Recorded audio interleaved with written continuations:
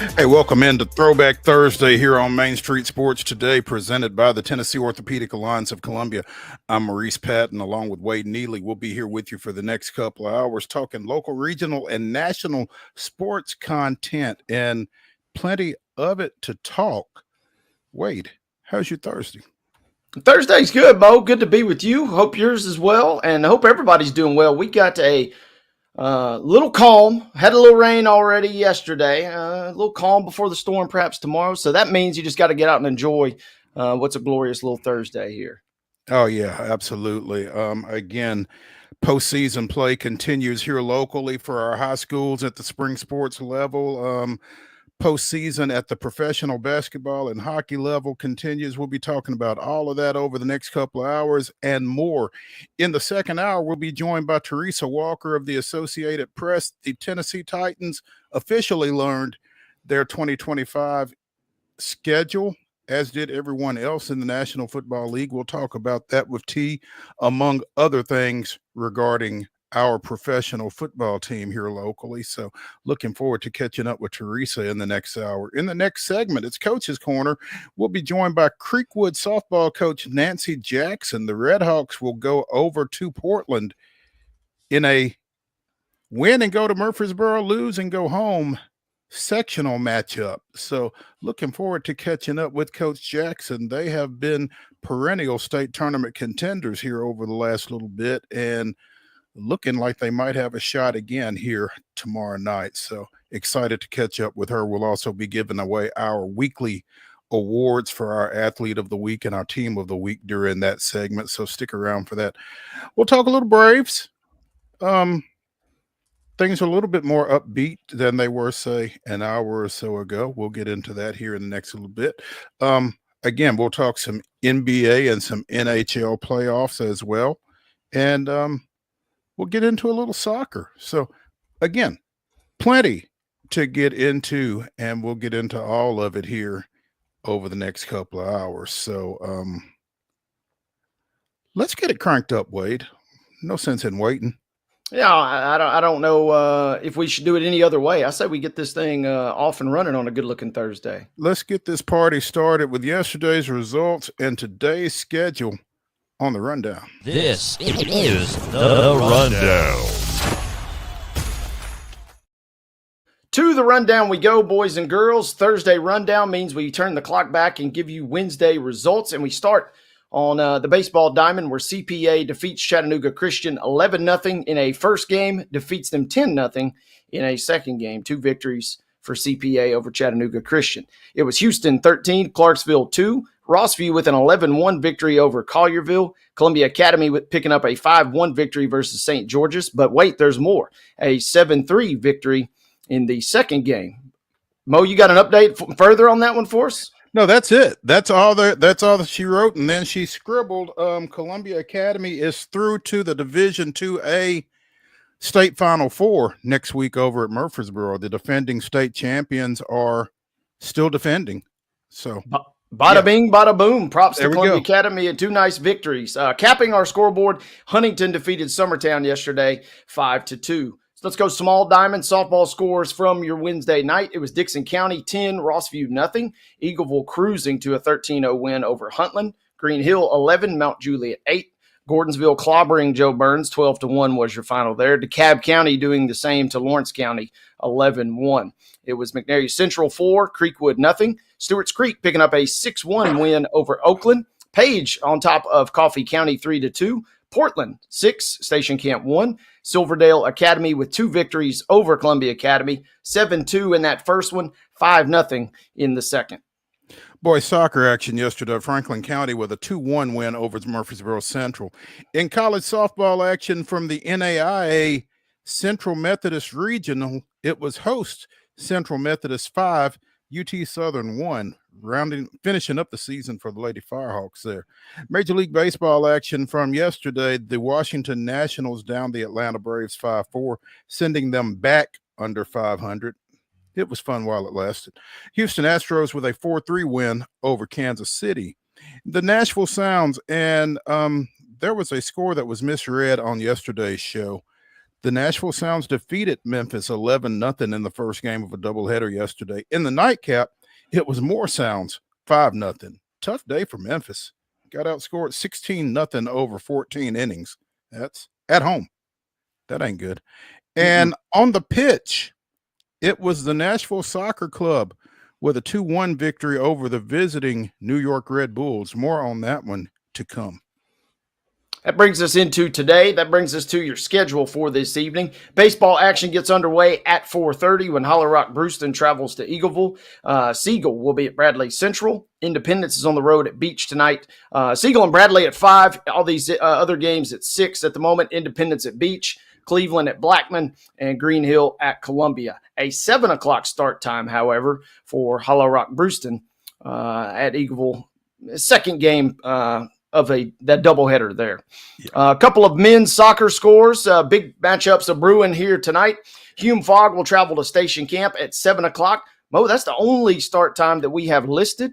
I venture to say a lot of them are going to start at 6 or 7, but we don't know for sure. Yeah, check. Yeah, I would plan for 6, and if it's 7, you're there early. Yeah. Yeah, you got time to grab a little concession item or two there. There we go. Again, time's unknown, but couple of crosstown rivalries here. Hendersonville is at Beach. Ravenwood is at Franklin. This one is not a crosstown rivalry. Siegel goes to Cookville. Also, Battle Creek is over at Forest. Murfreesboro Central. Whoa. I can't think Murfreesboro Central and Franklin County are playing again, but I think this game might have gotten played yesterday because we were at that score. The Rebels with a 2-1 win over Murfreesboro Central yesterday. But Huntington is at Harpeth. White House Heritage goes to Liberty Creek. Clarksville is at Rossview. Independence Academy is at STEM Academy. And Chester County comes to Sycamore. Again, check your local listings for times on those. Major League Baseball, we've got one already gone final as the Braves defeated the Nats 5-2 on getaway day. We'll talk more about it later in the show at 7:05. Oh, big Lone Star State matchup. It'll be shown on the MLB network as Houston goes to Texas. And the Sounds continue their series at Memphis. That was an 11:05 start. Let's see if we've got a final, and let's see if we can read it correctly. If we do, Nashville 3-1 over the Redbirds. There we go. That's a final. Yeah, there we go. Continuing to walking your trap, take over your traps at the Sounds. Yeah, Sounds leading that series 3-0 to this point. So big win for Nashville. Ladies and gentlemen, that concludes your rundown.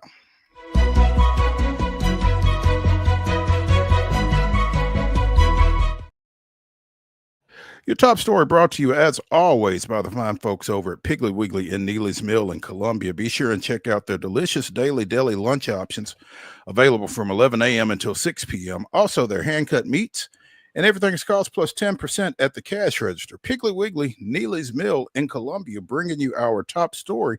And it comes from Geodis Park, where, again, the Nashville Soccer Club picked up a 2-1 victory last night over the New York Red Bulls. It is Nashville's 5th straight win on the home pitch. And is that a record? Wait, did I see that somewhere? Don't know if that's a record, but it was their first ever victory versus the Red Bulls. So that part was for sure history last night. Okay. Patrick Yazbek got NSC on the board. Hani Mukhtar with the go-ahead goal in the 64th minute. And again, historical win over the Red Bulls as they continue to take care of business on the home pitch. And they've got another one coming up in just 2 days. They've got DC United coming in on Saturday night. So they've been busy at home, but they've been successful at home. So it's not so bad, I guess. Yeah, busy stretch for them. Great win last night. Got Saturday at home versus DC. They did draw another MLS team in the U.S. Open Cup round of 16. Unfortunately, that one is on the road, so they got to go to Orlando next week. So savor the home victory last night. Hopefully get one versus DC. By all accounts, a very back and forth opening 30 until Yazbek got that goal. And then the Red Bulls, they kind of showed a little spine. They're not top of the table by any means, but they're a solid team. So they showed a little bit of resolve there, a little bit of mustard, trying to get back into it. But Nashville's just playing so well at home, like you said, 5 straight. Mukhtar seems especially back in form a little bit. Not that he was really ever out of form, but the fact that Nashville's added some quality striking options around him. He didn't have to necessarily do as much as he did 2 or 3 years prior. So great to see all around as NSC gets the win at the midweek. Those games can be tricky with coming off a short rest there from Saturday. So all in all, great effort for Nashville. Unbeaten in their last 5 at home, 4 wins, 1 draw. Best MLS start for the boys in gold. 7 wins, 23 points through their first 13 MLS matches. So they are certainly on a roll. And again, looking to continue that this weekend. What else we got as far as the Nashville Soccer Club, Wade? Anything particularly jump out at you coming out of this one? Well, I think the big thing is they're playing well at home. They're taking care of business at home. It was 2-1 last night, kind of a close game. But by and large, Nashville has kind of dominated, especially at home. Lost the possession battle last night. 615 Soccer reporting. It was about 56-44.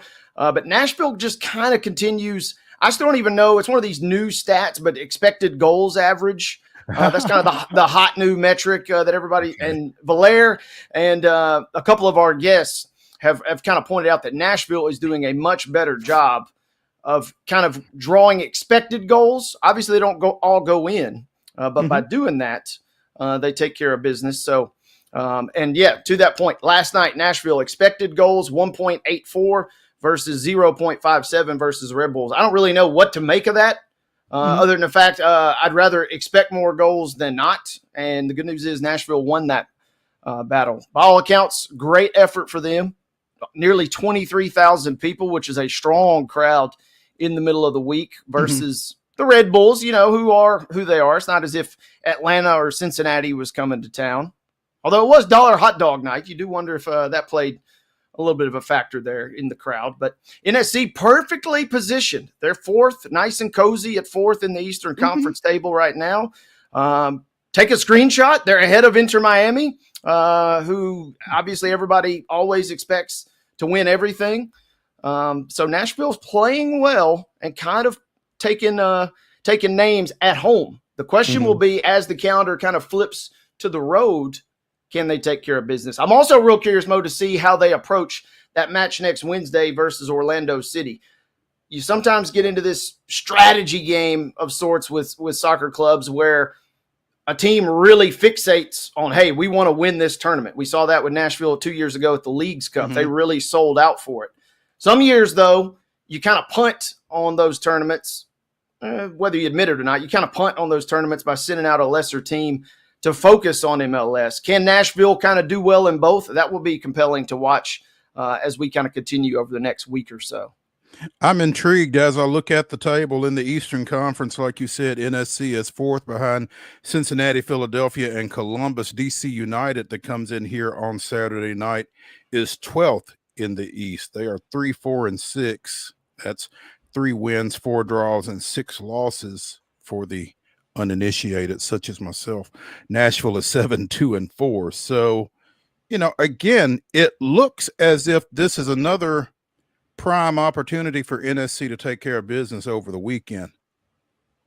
You would think, given the form that they're on at home, and kind of given, where DC is. DC, one of the early standouts in MLS. They have fallen a long way since the early inception of the league. But, you still have to go out. You still have to take care of business. Right. If this could be a match on Saturday where, maybe this is a chance to rest a player or two, leave them on the bench and bring them in if you need them. Coach BJ Callahan's kind of got options now as his team is kind of taking care of business. If you had lost this game, I think Saturday, or, maybe even drew Saturday, kind of becomes even more crucial. Maybe you really throw your 100% and kind of see what happens. I'm not real sure. Also, still not really sure what's up with Walker Zimmerman. Still not left off the squad last night. Palacios, luckily, the signing that they made in January, the Columbia National, has played out of his mind. So it hasn't been as dramatic of a drop-off as we saw Zimmerman absent in years past. But you can't expect that to maintain, I don't think, over the course of the season. They would love to get him back and then maybe take their form to an even higher level. Yeah, but it certainly deserves mentioning that this role that they have been on here has been without Walker Zimmerman, who got hurt over at Charlotte in early April and remains in concussion protocol, I assume, since he, again, was not seen last night in the win over the Red Bulls. So continue to keep an eye on that and on this team. Let's take a break here on Main Street Sports Today, presented by the Tennessee Orthopedic Alliance of Columbia. When we come back, we'll come back to Coach's Corner, and we will visit with Creekwood softball coach Nancy Jackson. Stick around.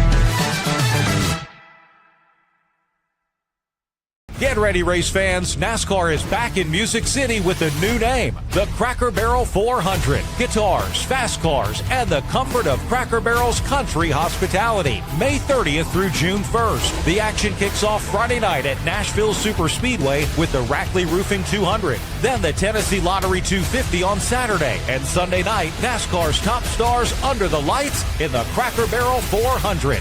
Get your tickets now at NashvilleSuperspeedway.com. Busy bee, yeah, busy bee.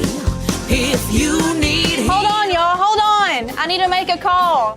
Hey, this is Brianna with Busy Bee. I'm giving you a call to let you know your technician is on his way. 833. Bee, oh, busy bee. Guys, not yet. Not yet. Busy bee, oh, Now busy ready, bee. guys. Call 775-7833. Custom Stone Handlers supplies over 600 distributors and suppliers with quality stone products. Along with Riverstone, we produce and distribute over 100 building, landscape, and other bulk products. Our goal is to provide quality products, service, and partnerships to ensure our customers' success. We firmly believe the measure of any person or company is how you treat other people and customers. Give them a call at 931-490-4990 or visit CustomStoneHandlers.com.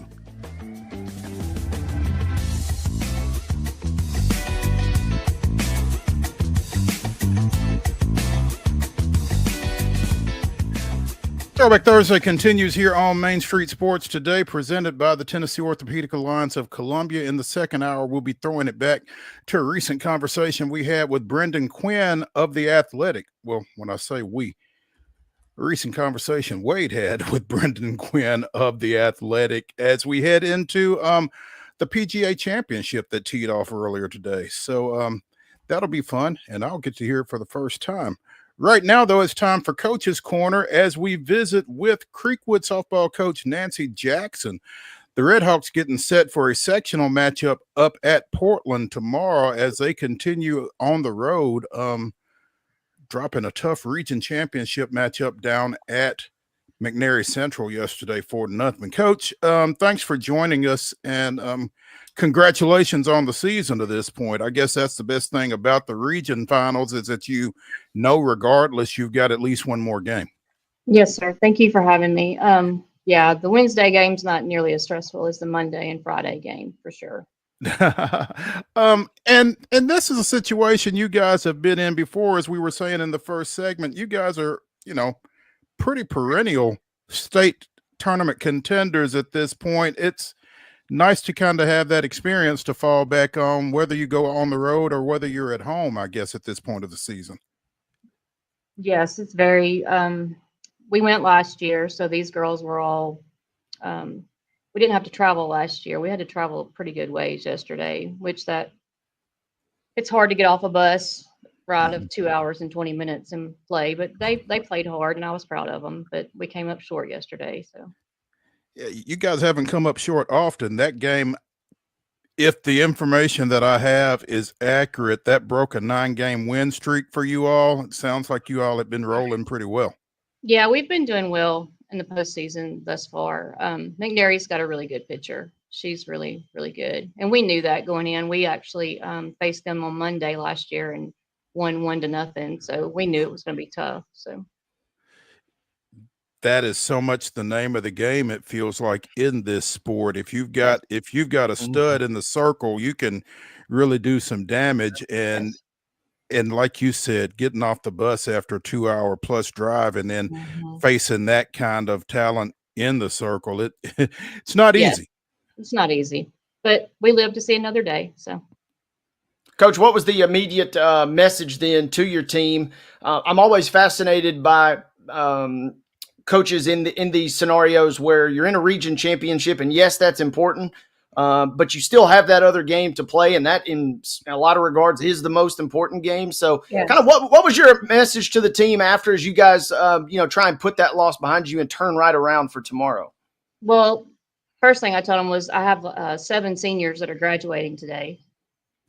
So that's another thing that we deal with every year. But I said, okay, so we're going to go enjoy tomorrow. We will prepare. And they announced on the announcer at the game, announced who we'd be playing before we ever even got to look. But they said, we're going to Portland. I said, okay, we're going to Portland. Portland was in our district a couple of years ago. We are familiar with the field, familiar with the drive. We'll enjoy graduation tomorrow. We will look at this as an experience, and hopefully we will get to play. If McNary makes it to state and we make it state, we'll get to have a rematch, and we'll just grow from that. I said this game doesn't do anything as far as our end goal. So absolutely, and I'm always curious inside the minds of coaches' heads. How do you manage that, especially with a senior-laden group? We see that some years, some teams, they just absolutely check out for whatever reason. How do you kind of approach keeping everybody motivated? We love them a lot. We try to give them a lot of love. I sent them a message this morning. I said, happy graduation day to my favorite girls. And because it's hard, it's hard losing them but I want to spend one more week with them. I really, really want to spend one more week with them. So it is hard every year. It's very hard. Spring sports, you have to deal with prom. You have to deal with graduation. You have to go to graduation parties. You have to deal with senior nights. And, there's a lot of emotions that these girls go through. And they're good emotions. They're great emotions. They're great for growing. And they grow up a lot over time. And I'm very, very proud of them. Regardless of the outcome of our season, I'm proud of the young ladies they become. Nancy Jackson, Creekwood softball coach, joining us here on Main Street Sports today, presented by the Tennessee Orthopedic Alliance of Columbia on Coach's Corner. Coach, it's a lot of emotion. It's also a lot of distraction, I would imagine. And it's a lot of distraction. and you don't, you kind of want to strike a balance. Yes. Between you want to make it not be a big deal, but it's a big deal when you've got kids that are worried about getting back to graduation or getting back to graduation exercise practice, or making sure they graduate and all that other stuff. There's a lot. You have to deal with a lot but you have to deal with a lot in life too. So I try to relate that to, hey, when you become whatever you are in your adult life, if with your job, with your families, if you become mothers, you're always going to have to do your priorities and what comes first. And that's the whole reason we do sports, is to teach them about life lessons. So they're learning how to do this through athletics.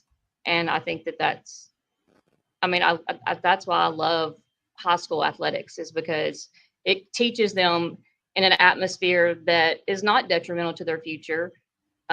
how to deal with things. You know, yes, it's softball, but it's more than softball. It's teaching them a lot about life. So we just go day by day, game by game, event by event. You know, I've had girls that have had to go to banquets and, hey, coach, can I leave practice 30 minutes early? I've got to go accept this award. Yes, honey, go do what you need to do. Do whatever you need to do. We work around what we need to work around, and we make it work. And hopefully after today, we don't have anything left as far as school after today except softball. So we're going to try to go out as well as possible. And that's a different type of scenario too, I guess, when you don't have school and you don't have class and everything. How do you keep the girls, the young ladies, you know, you don't want them waking up at 2 in the afternoon to come to school and get on the bus and go to Portland. You know, well, we're going to the seniors all have to report tomorrow for BP before. So we're having batting practice before we ever leave this campus with just the seniors. I was like, okay, the seniors can come at 1:30, and then I've got some underclassmen that have weight training during our last period of the day. So they're going to come down. The ones that it doesn't affect class, they're going to come and hit tomorrow. So, and this group, I mean, by the time you've had them for 4 years, they kind of know they know what we expect. And the one thing that you do have to deal with though is some of them aren't getting to go on senior trips with the rest of their friends. And but you know, we talk about that from the beginning. You know, if we go as far as we want to go, this is the day that you could go. And I've got some girls that have planned to go on a cruise with their mothers after the fact. So they've made plans. They've actually made plans around softball. So hopefully it all turns out for the best. Coach, you guys, well, the Creekwood program made 4 state tournament appearances over a 5-year period from 2015 to 2019. Last year was your first time to get back. You know, what has been the key for this program resurging here over the last couple of years, do you feel like? We really took a hit. 2020, we were really good. And I'll get emotional. I understand. And we took a hit from the COVID season not happening. So like it was like 600 days without softball. So it was really hard for me to get that culture because I had a big senior class the 2020 year and I had a big freshman class. So, and my seniors usually instill into the freshmen how things go. So I didn't have that upper class leadership. So we kind of had to restart everything and get everything going. And then with this, we did okay in 2021, 2022. We made it to the sectional game, which was with this group of freshmen. So this group of seniors that I have now, when they were freshmen, we made it to the sectional game. We lost to Lexington, who ended up going on to win.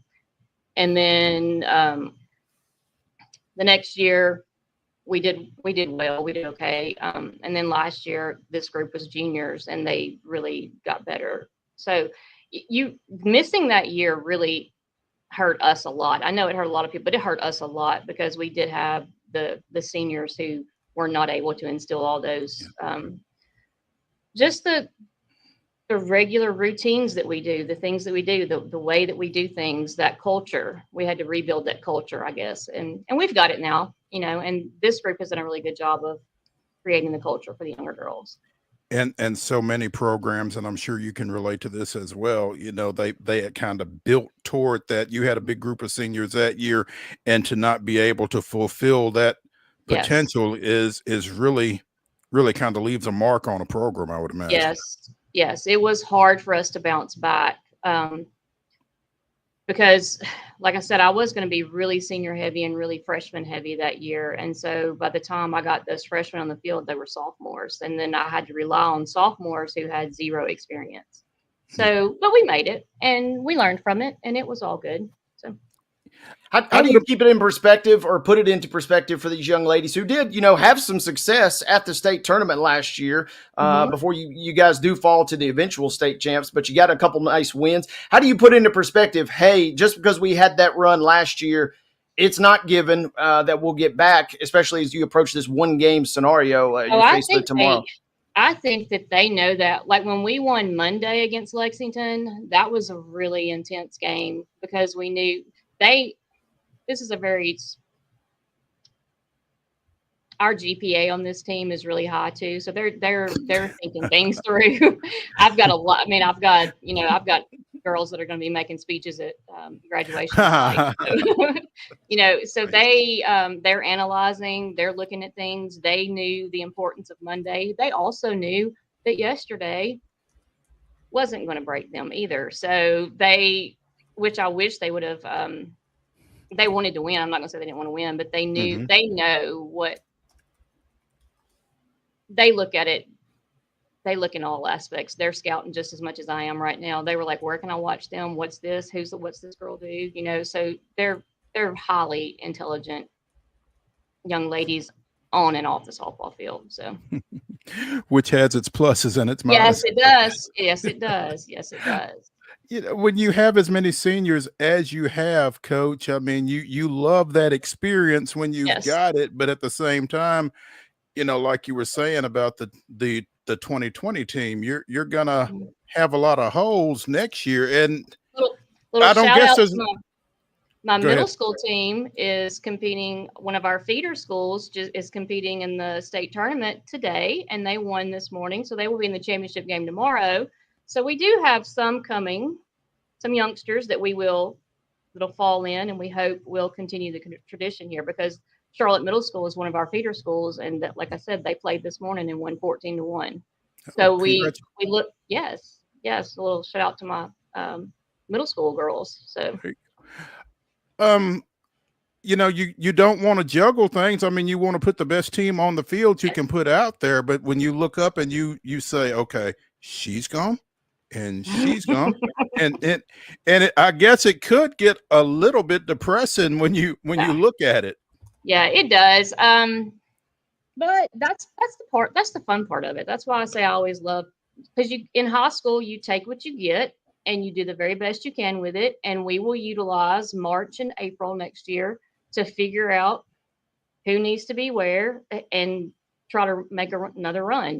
We never say, oh, this is a rebuild year. Yeah, it is a rebuild year, but we're going to try to rebuild by the time it's tournament time. So that's our focus. And we will take our fall practice and we will do the very best we can there. And we'll do some inter squads and see who's got the ability to do things. So it's kind of fun too. That's the fun part of it. Who are some of the folks that you're kind of built around, Coach? Well, obviously Elizabeth Martin, Lipscomb Sani. She is my pitcher, and she is one of my big hitters.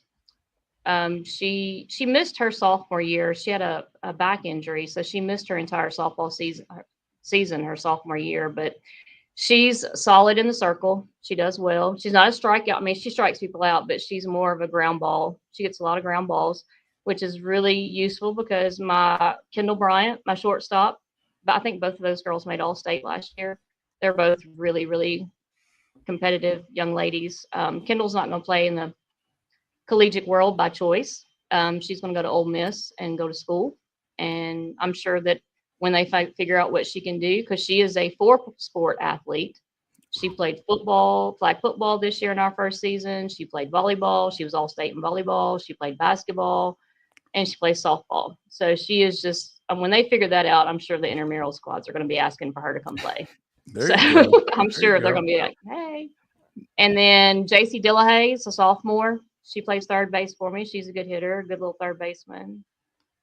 I mean, it's pretty, I've got a senior catcher, a senior center fielder, a senior left fielder, a senior second baseman. So yeah, I'm senior heavy.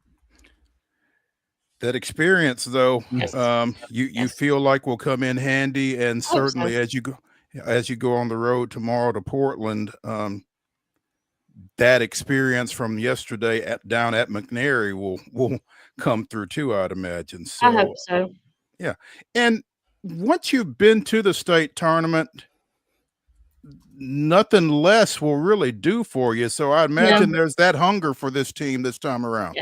Yes. That's been the goal since we wrapped up last year, is to, getting there is the hard part. Once you get there, it's kind of, it's kind of a reset. And okay, let's reset. It's an equal playing field now. Everybody's got to show up and play. So getting there is always difficult. And I've been coaching for a long time. And some years you may lost the Monday game, I've lost the Wednesday game, I've lost the Friday game, and I've won all three of them. We've been in every scenario. We've been region champs, we've been region runner-up, and it's going to end. You just hope it ends on Friday and not on Friday of the state tournament and not Friday of sectionals. So. Nancy Jackson, Creekwood softball coach, joining us here on Coach's Corner on Main Street Sports today, presented by the Tennessee Orthopedic Alliance of Columbia. Coach, really appreciate you taking some time with us this afternoon, and good luck to y'all tomorrow on the road. And thank you so look much. forward to seeing you over there. Absolutely. Thank you. Thanks. All righty. Best luck, Coach. Thank you. Let's close out this segment here on Coach's Corner by bringing you our weekly award winners. Let's start with our Custom Stone Handlers to Win Life Team of the Week. Besides the military, there is no greater team building experience than sports. Custom Stone Handlers invites you to get in the game. Our Custom Stone Handlers to Win Life Team of the Week this week is the Columbia Central baseball team. They bounced back from a loss in the District 9 4A finals down at Lincoln County by defeating Nolensville in the region semifinals 3-1 and avenging that earlier loss to the Falcons with a 5-2 victory in the region championship game, putting them in the sectionals where, as we mentioned during the rundown, they will host Green Hill starting tonight. So the Columbia Central Lions are our Custom Stone Handlers to Win Life Team of the Week. Congratulations to them. Our TOA of Columbia Athlete of the Week, meanwhile, is sophomore track and field athlete Emma Rees from Columbia Academy at the Division 2A Middle Region meet last week up at Franklin Road Academy. She picked up 3 championships, winning the long jump, the 100-meter hurdles, and the 300-meter hurdles, setting personal records in both hurdle events. So peaking at the right time, apparently, is Columbia Academy sophomore Emma Rees, our TOA of Columbia Athlete of the Week. Congratulations to her. Again, congratulations to the Columbia Central baseball team. And we'll be looking for both of them at Spring Fling next week, hopefully. We'll see how that goes. Let's take a break here on Main Street Sports today, presented by the Tennessee Orthopedic Alliance of Columbia. When we come back, we'll talk a little baseball. Stick around.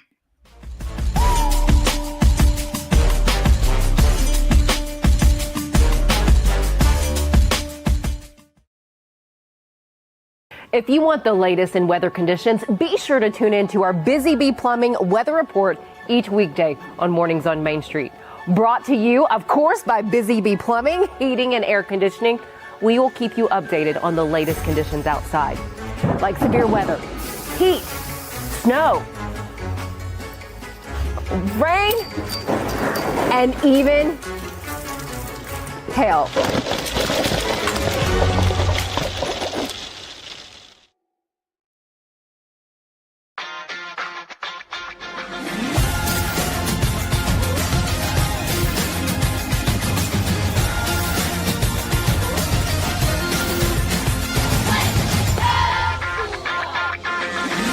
Zion Christian Academy at zioneagles.org or 931-388-7531. You can schedule your appointment to visit their beautiful campus. Again, zioneagles.org or 931-7531 to schedule your visit today.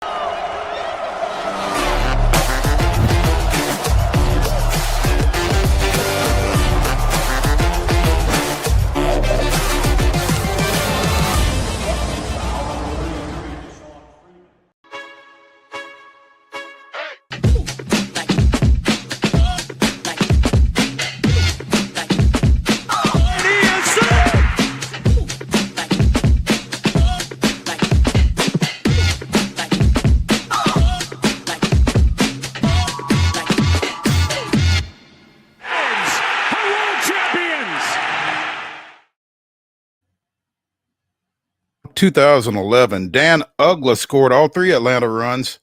The last on an 8th inning tie-breaking solo home run as the Braves down visiting Philadelphia 3-2. Ugla's earlier runs came on a Freddie Freeman base hit in the 4th and a Freeman sac fly in the 6th. Craig Kimbrell's scoreless 9th nailed down his 10th save of the season. That was this day in Braves history. As we mentioned during the rundown, the Braves, who had fought so hard to get to 500, finally got there on Tuesday night. They dropped yesterday's matchup with the Nats 5-4 after leading 4-1. But hey, just a bump in the road. Final score today in an 11:15 start down in Atlanta. Well, sorry, 12:15 in Atlanta, 11:15 here. Anyway, Braves won 5-2 today. They are back at 500 for the second time this season. They are 22-22 with that win. Washington falls to 18-27 with that loss on getaway day. The Braves start a 3-game series tomorrow in Boston. But, you know, under the circumstances, again, the way this team has been scrapping, that was a big win. They got up 4-0 in this one.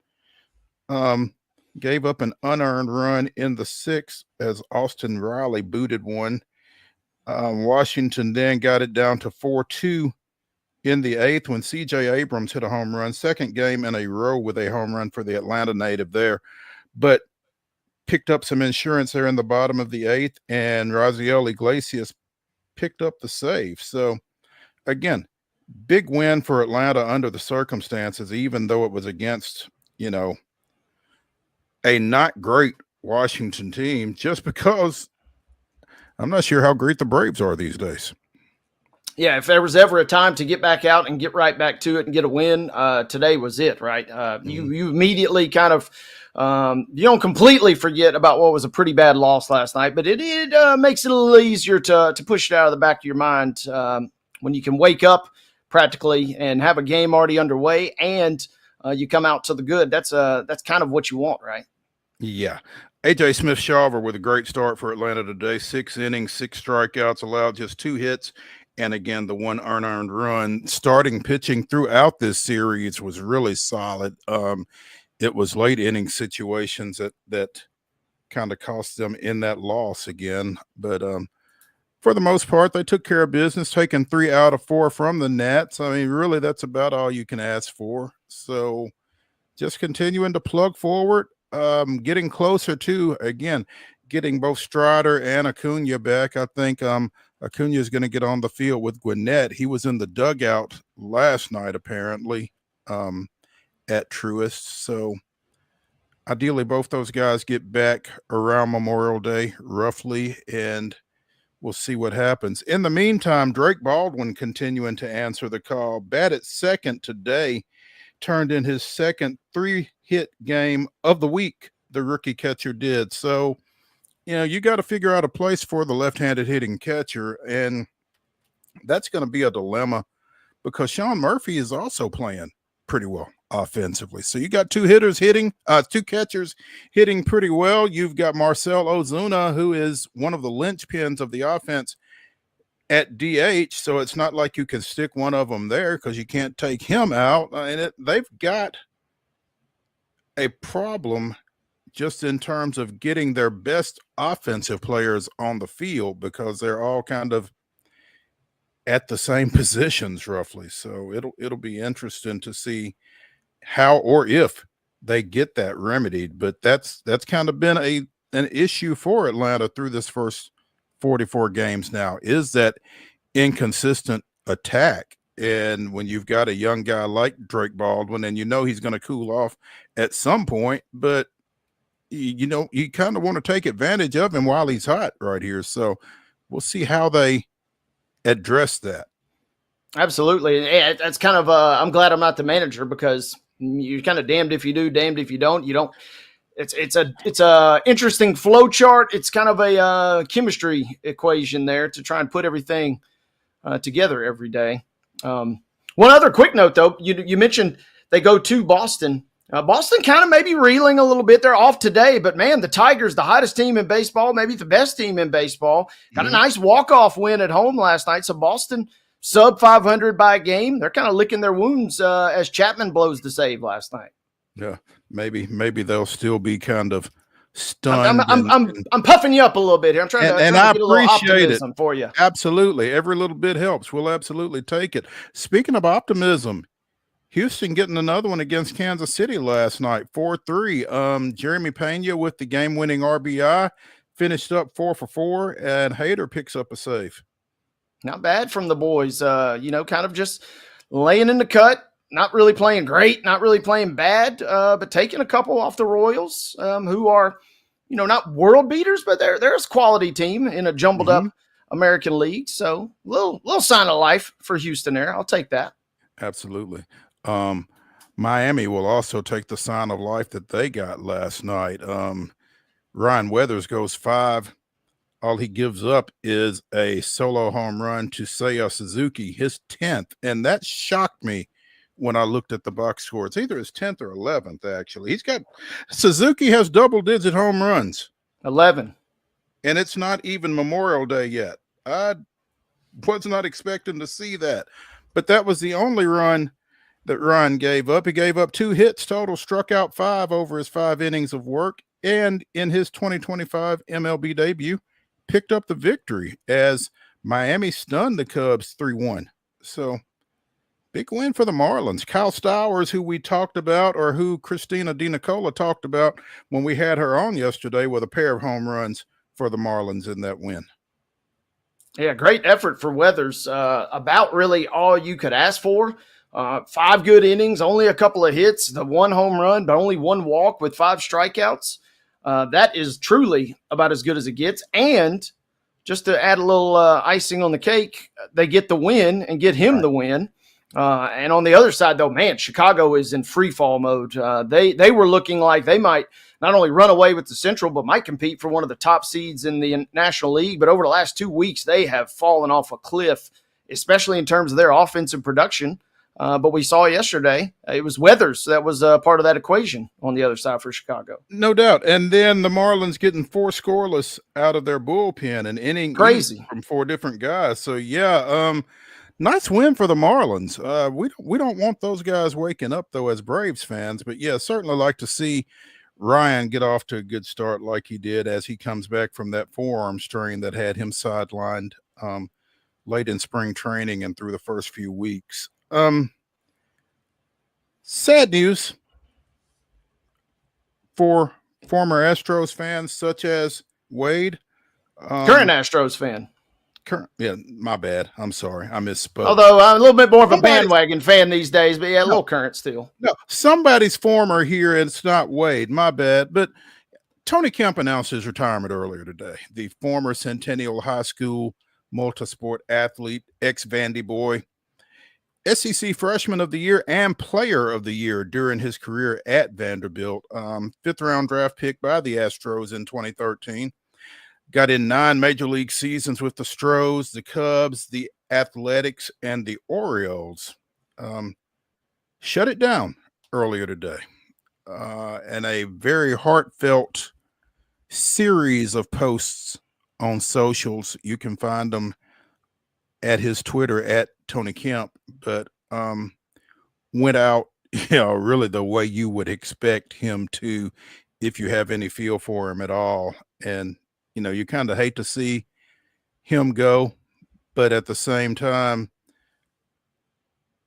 as an athlete, when you get to go out on your own terms, I don't know that you can really ask for much more than that. And did not go to spring training with anybody this year, and the writing was kind of on the wall at that point, I think. So Tony has stepped away. I'll be intrigued to see what he does next, whatever he wants to. But one thing that he pointed out as he, messaged that he was stepping away, of all of his achievements, among them was the shortest designated hitter in postseason history at 5'6". And, I think that's one of the things that so many people that do admire Tony Kemp admire him for, is his ability to, kind of poke a little fun at himself. Absolutely. I mean, he is a class act top to bottom, kind of always has been and always will be. And to your point, cool to see him, sad to see him go, but also happy to see him kind of call the shots here and go out on his own terms. Always a delight to catch up with. He's a staple kind of still here in Middle Tennessee, which is fantastic. He has come to visit us at the Titans a number of different times and always has a great smile and happy to do anything. And you can just tell that bleeds over to every single facet of his day-to-day life. So a tremendous career.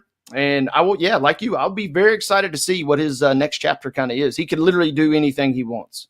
Absolutely. To your point, I think one of the happiest moments of his life was when he got to be the 12th man at Nissan. I've seen pictures of him, throwing that sword into the ground at midfield, and just the joy that he exhibited doing that. He's a huge Titans fan.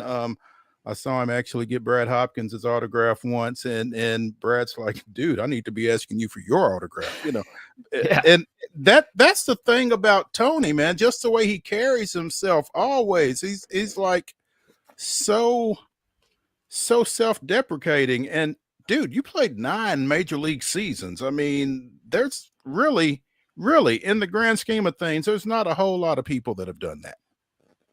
Absolutely not. The self-awareness is fantastic, an elite character trait, and he has it in spades. And that's what will make him, I think, highly successful at whatever pursuit he decides to go into. Obviously your natural inclination is thinking maybe, I don't know, coaching, a front office type position.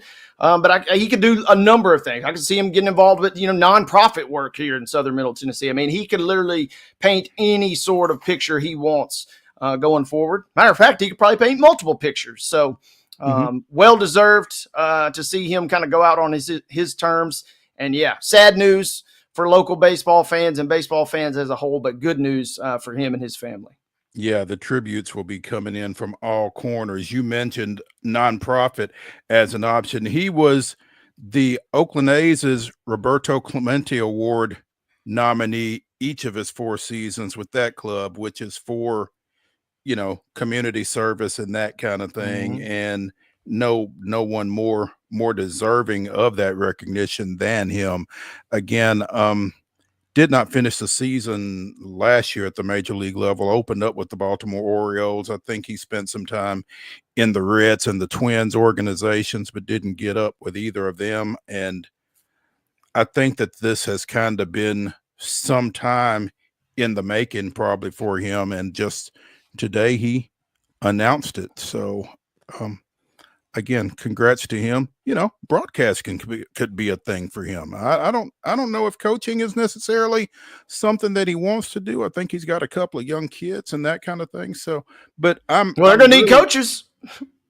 A T-ball coach, he would be an elite T-ball coach. I can guarantee you that much. Oh, without question. Just the way he relates to everybody. Yeah, it'd be fantastic. And it's kind of a role model for guys who've kind of been overlooked.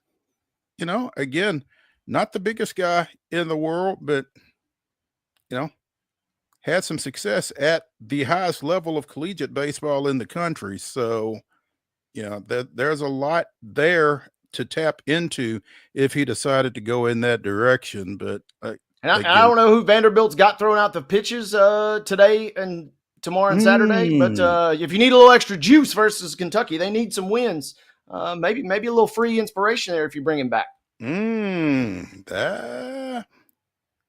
That'll be something to keep an eye on, because you could see them pulling that one out of the hat here over this weekend. No better time to do it than in the season finale. And like you said, a little juice against a Kentucky team that's still trying to get some things done as well. That wouldn't be a bad direction to go in for the Commodores. So keep an eye on Hawkins Field and TK here over the next couple of nights. Finally, again, the Sounds took 2 from Memphis yesterday. They were leading at Memphis in an 11 o'clock matchup earlier. Shoot, that one might be done. It is. Nashville 3, Memphis 1 is your final out of AutoZone Park down there. And some news for the Brewers. They signed Eddie Rosario, former Atlanta Brave, among others, outfielder, to a minor league deal yesterday. He has been assigned to Nashville. Don't know if he showed up yet, but he wasn't in today's lineup, did not play, so I don't know if he's gotten there yet or not. But the news here is Anthony Ziegler, the sound second baseman, went 1 for 4, homered in this game, his 6th of the year. Has an 18-game hitting streak now with that hit. So, yeah. Anthony Ziegler, hotter than fish grease. Keep an eye on him over the remainder of the weekend down in Memphis. We certainly will. We'll let you know how that comes out. Hour number 1 of Throwback Thursday here on Main Street Sports Today, presented by the Tennessee Orthopedic Alliance of Columbia, is in the books. When we begin hour number 2, we'll do it with a recent conversation that we had with Brendan Quinn of The Athletic as the PGA Championship teed off earlier today and continues round 1 over at Quail Hollow in North Carolina. We'll get some golf thoughts from Brendan Quinn in our Throwback Thursday conversation. Stick around. And a little St. Joe's basketball love, and a shout out for our good friend and colleague Joe Sullivan. We got a lot covered up in here. Brendan was a great guest. Okay. All right. Sounds good. A little Jameer Nelson shout out for the fans out there. Oh, goodness. Okay. We'll get into all of that when we come back after this.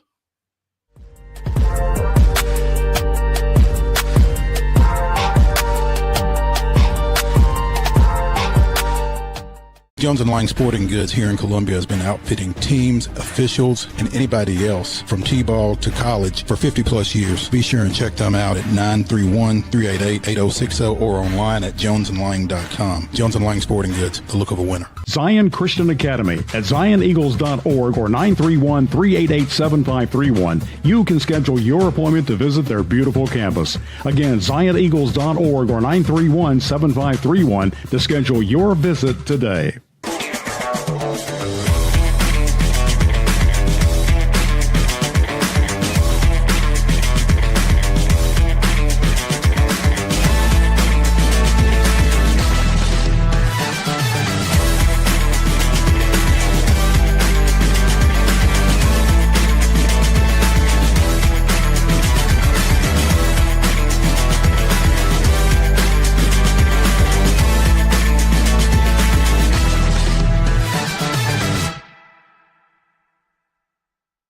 Custom Stone Handlers supplies over 600 distributors and suppliers with quality stone products.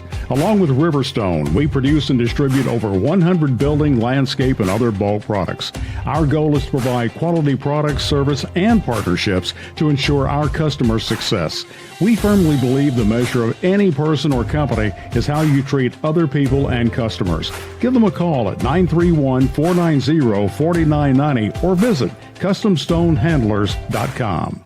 Piggly Wiggly, located in Neely's Mill Shopping Center, is Columbia's locally owned and operated Cost Plus 10 grocery store dedicated to serving the community with low prices and smiling faces. Piggly Wiggly offers fresh, hand-cut meats daily as well as daily hot plate lunches from their deli counter. You're certain to see smiling faces and a helping hand when you're here at Piggly Wiggly. Come by and check out our fresh produce, high-quality meats, and more. Down home, down the street, we'll see you at the Pig.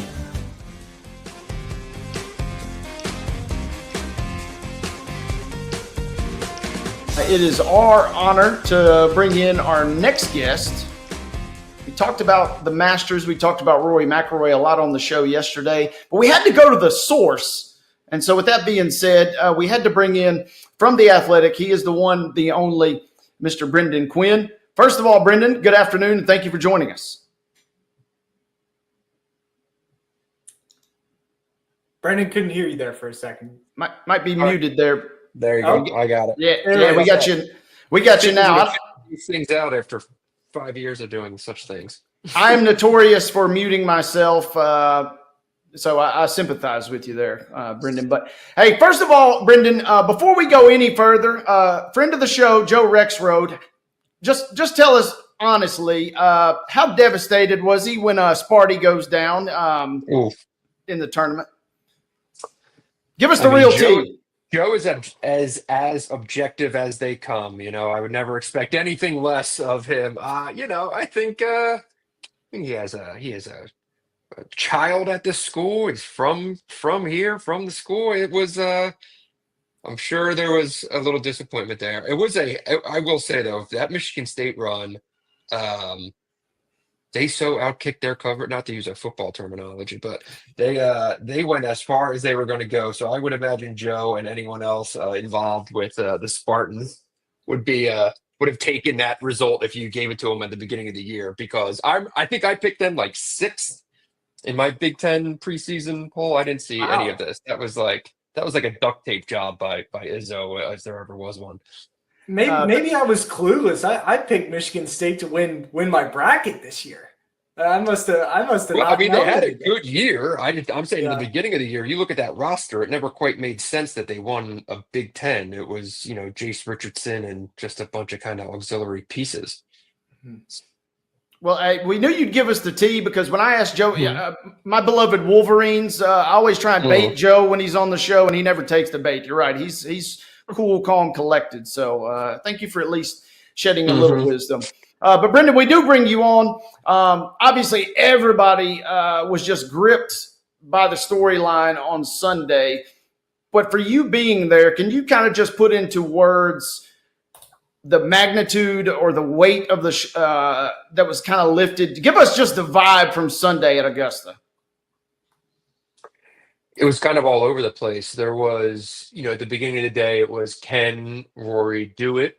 And then a half an hour into the tournament, or into the final round, the leaders going off, it was this sense of, how is this possible? How is he already down a stroke after 2 holes? It was just, for all the questions of, would he finally rise to the occasion in one of these final rounds after what happened at St. Andrews, after what happened at Pinehurst, after what happened at LACC. It was just bizarre that it happened so quickly. And I was in the media center while that for those first couple holes, and people were just looking at each other in disbelief. I was looking at some of the Irish writers, and they're all just like hands on head, like, you've got to be kidding me. I can't believe we are doing this again. And then suddenly he was back up a stroke, and then he was up 5 strokes. And it's like, oh man, this is a coronation. Everyone, I got basically my whole story written. Brody Miller, who was writing like our live story that went up on The Athletic and NewYorkTimes.com, immediately when the final putt drops, he's already basically putting 30 on the bottom of that story. It's over when he's up 5. And then suddenly what happens at 13, he hits the most inexplicable pitch that you can imagine. I mean, again, just that constant disbelief. Disbelief, oh my goodness, he's going to do it. Disbelief, oh my God, he's blown it. Disbelief, he's done it. Disbelief, he's blown it again. And then out of nowhere, Justin Rose comes, and, the sense from the course is everyone's just running around. No one knows what's happening. The scoreboards are just going up manually, and it's just kind of oohs and ahs from different parts of the course, because they're getting the results 45 seconds after a putt actually falls. Then you hear a roar, and it's, oh my God, what's that? And it's, Justin Rose. What are you talking about, Justin Rose? So yeah, it was this just scattershot kind of circus situation. And, the lack of information at Augusta is what makes it so special. I don't think anyone would want to attend sporting events like that at all times, where you just have no actual clue what is happening. But to do it once a year is special, and that was really Sunday at Augusta this year. Absolutely, and I haven't been to the course. You're right. I mean, when you hear that roar on one side, and then you're like, oh, what is happening? You just have this odd sense of time that just eludes you there. Kind of a real bizarre situation. You mentioned Justin Rose, of course, but I'm curious about Rory. In many regards, the coronation story, I feel like this question's been asked by a lot of folks, but the coronation story, is it not a little, certainly it is for the fans, it's a little, certainly more compelling the way that it all played out, right? It feels like he won the Masters 2 or 3 different times on Sunday in many regards. I thought Tommy Fleetwood said it best. After after Rory McIlroy came in and hugged everyone that there was to hug, including Shane Lowry and Tommy Fleetwood, fellow European Ryder Cup team members, guys that he's known for 20 years. Rory kind of went along his way, and Tommy hung back and talked to a couple of us, and he said like how he could hit that shot on 13, the pitch shot that went in Rays Creek, and also hit that shot on 15, the big right to left looping shot that like one person in the world can hit, and it's him. How the same guy can hit those two shots in 3 holes, like, what are we doing here, is what Fleetwood said. And he but that's Rory. Like that is Rory McIlroy. It is the inexplicable for the good. It is the inexplicable for the bad. And it was fitting, like if this is how he was going to finally win his 5th major and his first Masters and complete the Grand Slam. I don't know if it would have fit right or felt right if he just went and won by 5 strokes and it was some happy uneventful ending. It couldn't happen that way.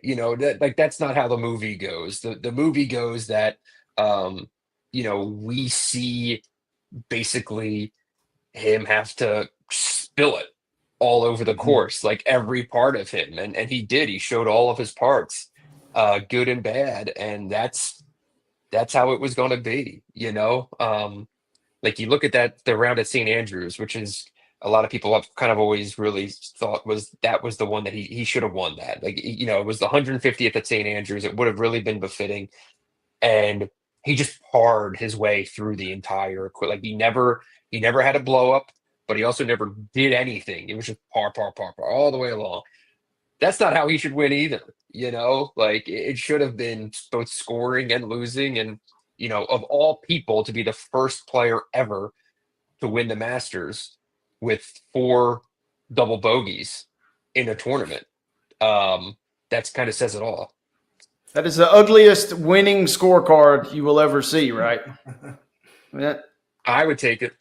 I mean, I certainly would. Don't get me wrong, but you're just not used to seeing that much color, that many squares on a scorecard. When I shot 96 at Augusta, I had more than 4 doubles in that round, let alone 4 rounds. So yeah, Rory's way seems better.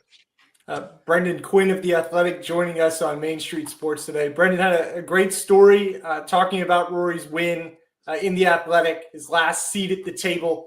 And in there, just to kind of read a transcript of it, we've always wanted to understand the pressure felt by both young Rory McIlroy and old Rory McIlroy. You've kind of alluded to it here. Can you encapsulate what that kind of means, just the scope of his career and how it came to that moment at the Masters? Yeah, I think it's so long ago now that I wonder how much we all kind of remember. He burst on the scene in 2011 with his performance at the Masters when he shoots the final round 80, and everyone knew he was a prodigy, but he blew that lead, and it was, oh man, what's the scar tissue going to be? Well, then he went out and wins a major by 8 strokes, and it's, oh my God, who's this guy? It's happening again, right? This was the end of kind of Tiger's real reign, and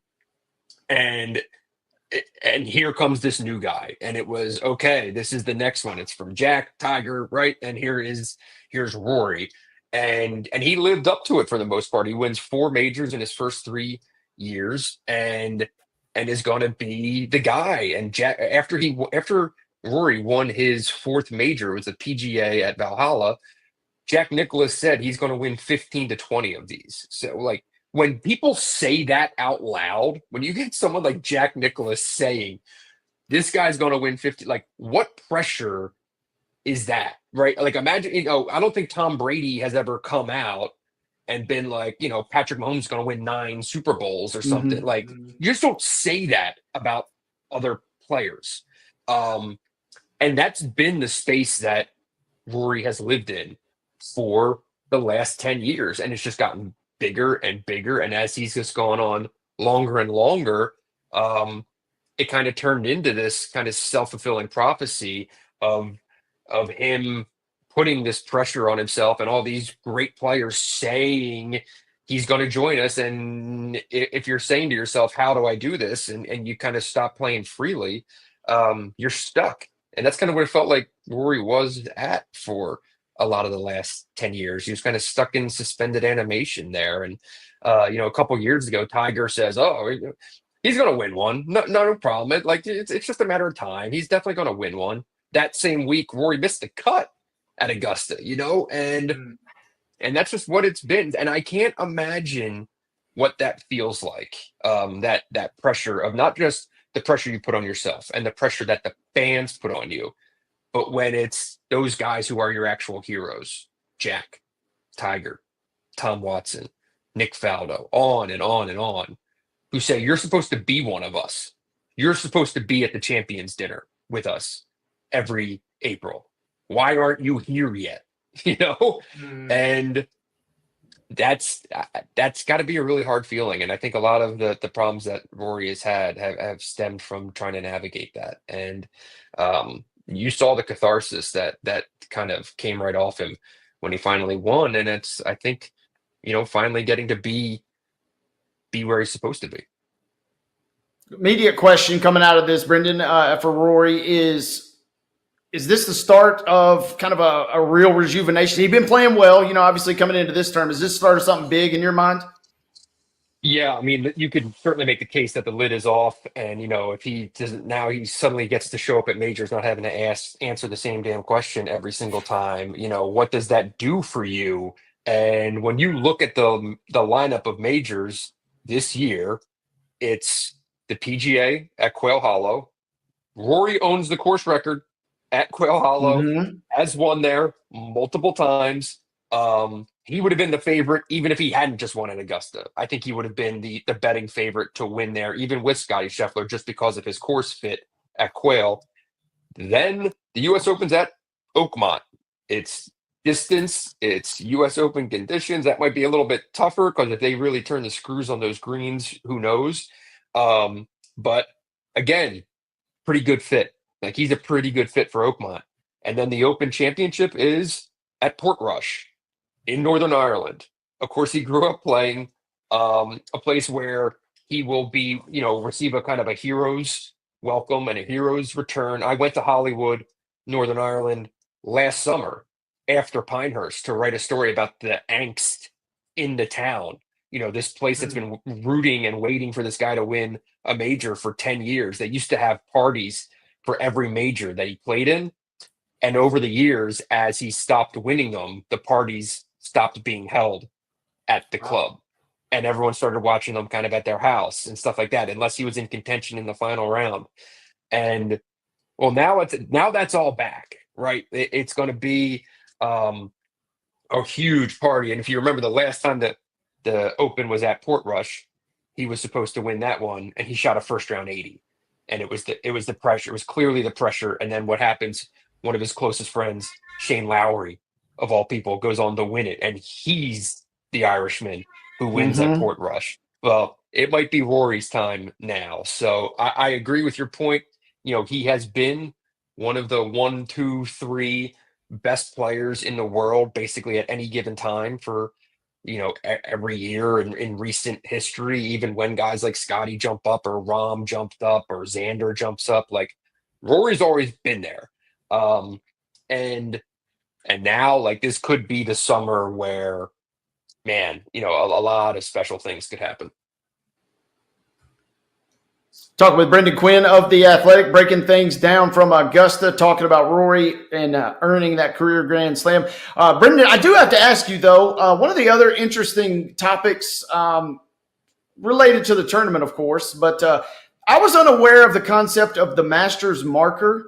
Can you kind of enlighten folks on what that is and why that is perhaps the coolest thing I think I've ever heard of?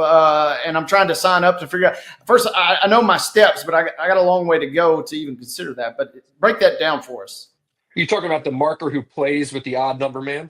Yeah. Yeah.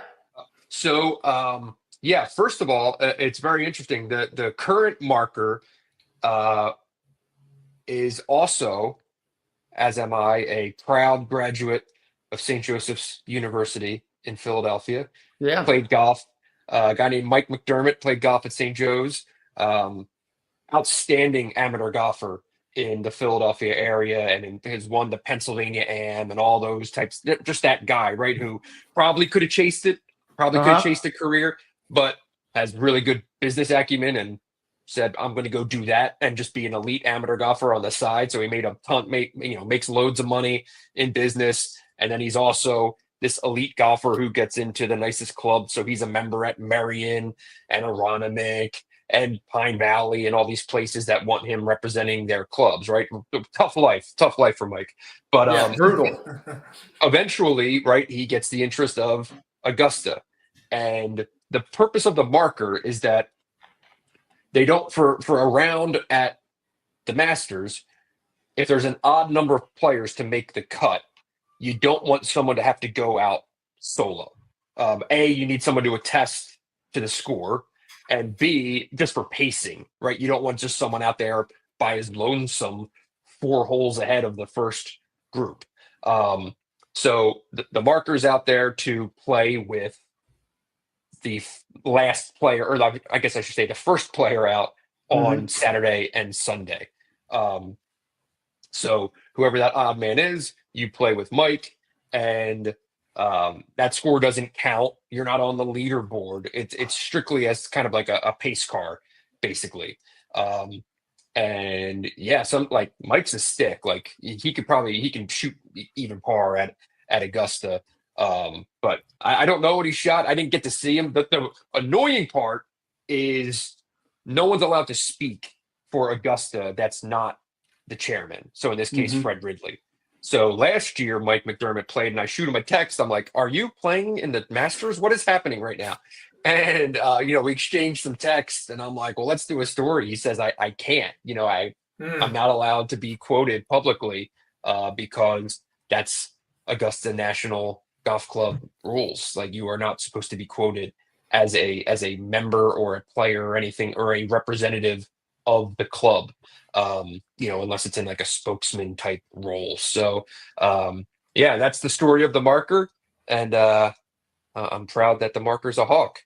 Man, we didn't know that. And tomorrow, our guest co-host, Mr. Joe Sullivan, former sports editor at the Boston Globe, he's the big Hawk guy too. So wow, yeah, it's coming full circle, baby. Don't underestimate. There's a Sports Illustrated with Jameer Nelson in here somewhere. They're over there. I was going to say, we'll get Phil Martelli on the show tomorrow too, just to really spice things up, right?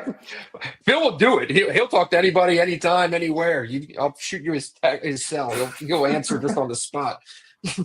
We would love to do that. Blaine, any final thoughts before we get Mr. Quinn out of here? Yeah, just curious the overlap.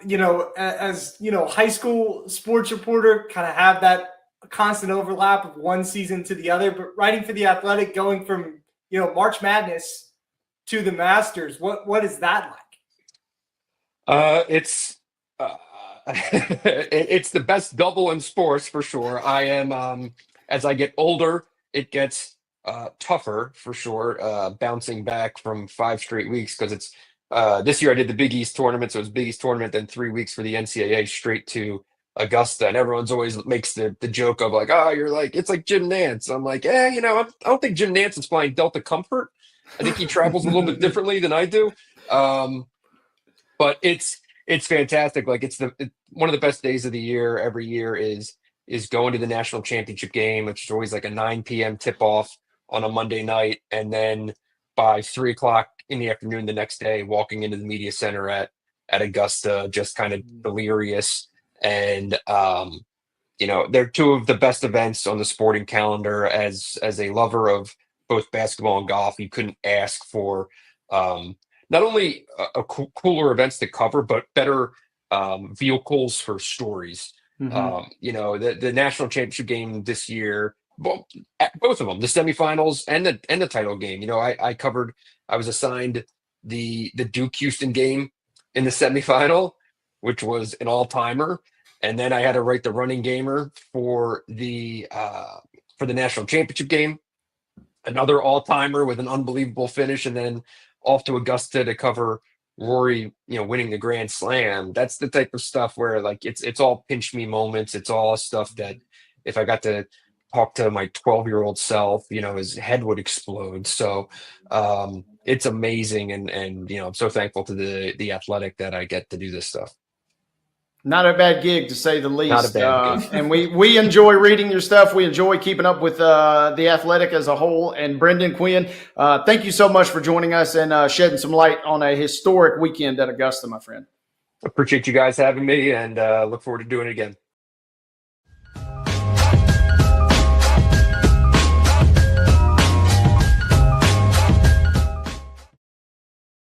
Get ready, race fans. NASCAR is back in Music City with a new name, the Cracker Barrel 400. Guitars, fast cars, and the comfort of Cracker Barrel's country hospitality. May 30th through June 1st. The action kicks off Friday night at Nashville Super Speedway with the Rackley Roofing 200. Then the Tennessee Lottery 250 on Saturday. And Sunday night, NASCAR's top stars under the lights in the Cracker Barrel 400. Get your tickets now at NashvilleSuperspeedway.com.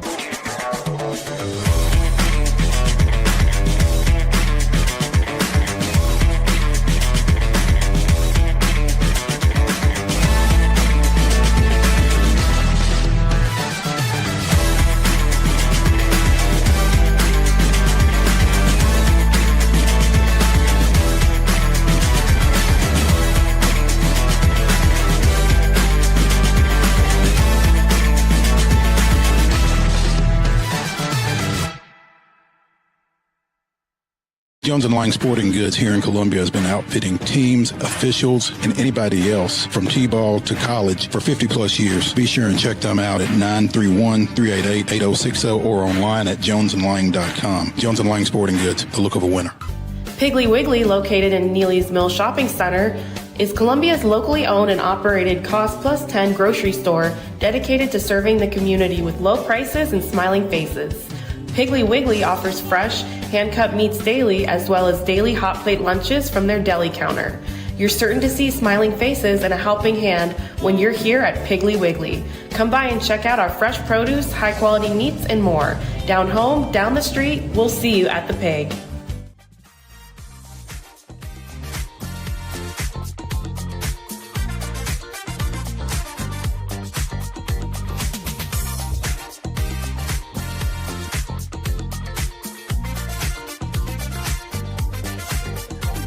Throwback Thursday continues here on Main Street Sports Today, presented by the Tennessee Orthopedic Alliance of Columbia. That's Wade Neely. I'm Maurice Patton, as we anxiously await the arrival of the Queen of Tennessee Sports Media, TERESA Walker of the Associated Press.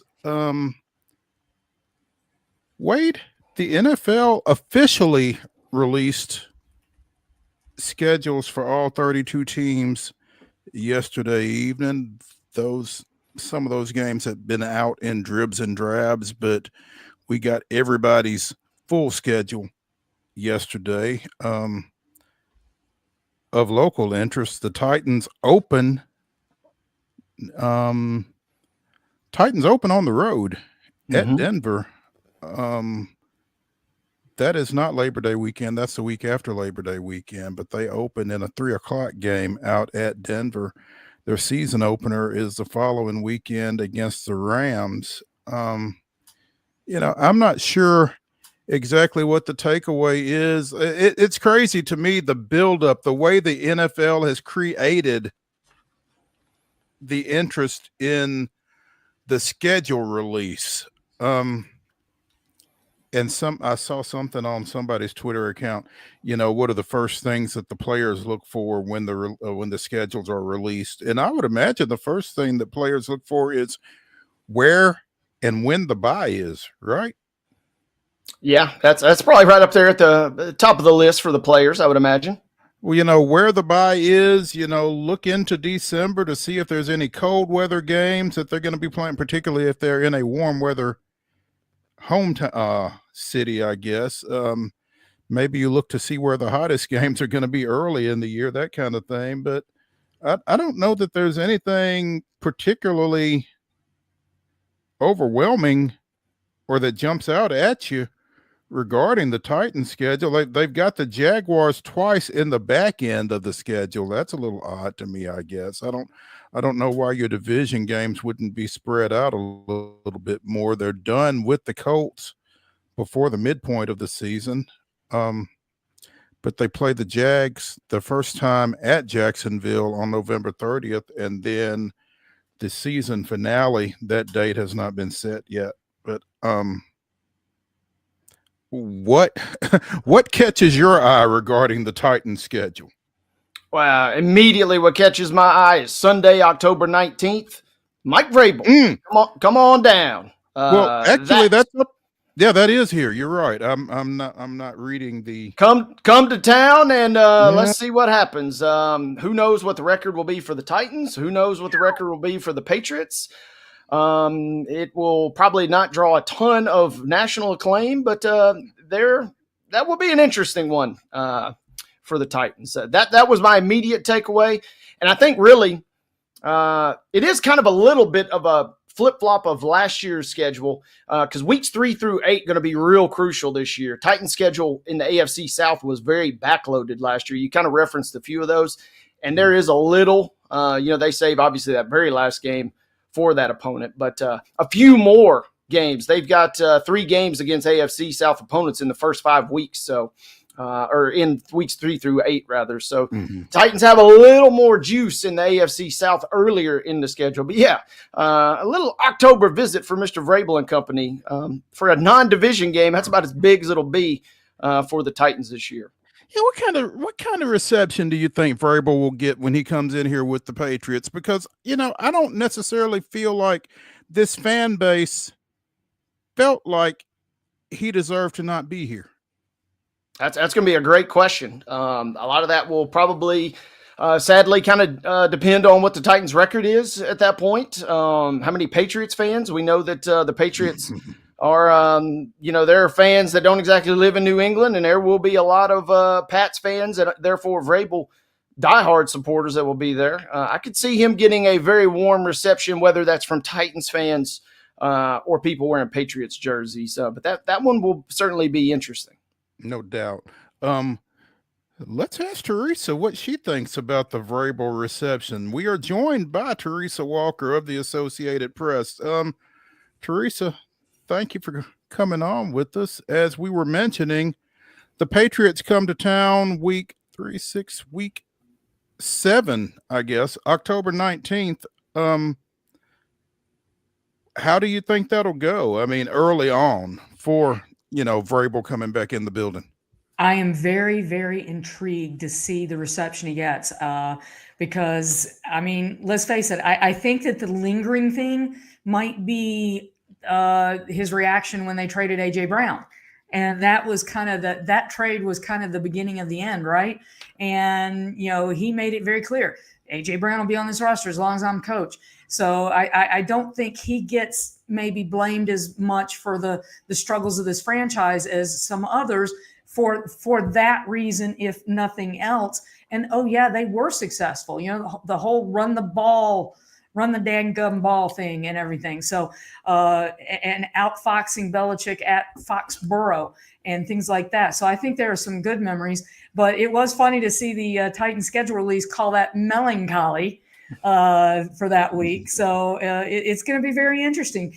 I think everybody here knows very well that he'll be coming in trying to win, if nothing else, because they remember how what he did to beat the Patriots in the regular season here and at Foxborough. And, he's made it very clear in his career. He likes to win. So that's what I'm expecting is the Titans better have their stuff in point and on point, because they're going to come in here looking to embarrass the Titans as much as possible. And it'll be up to Brian Callahan and we presume Cam Ward at that point to make sure it doesn't happen that way.